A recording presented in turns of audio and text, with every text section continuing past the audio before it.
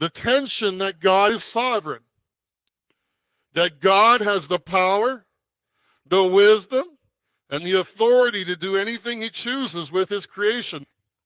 But then you have the other side of how does that work with the design that God has given us of free will and allows us to function in that free will. You have kind of those two tensions that in some sense look like they can contradict one another, yet they work together in God's plan and purposes.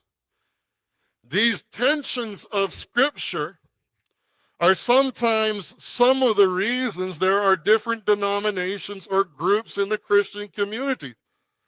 People with similar ideas or people with similar responses or look at these questions with a similar answer tend to group together. That's why the different denominations in some sense. And I would say about some of these things, when we're looking at this, we need to remember God's incredible mind is infinitely greater than our mind. And we may have or receive some understanding, but there are so many facets to the things of God. I would also say God does things so that we have to function or receive them in faith.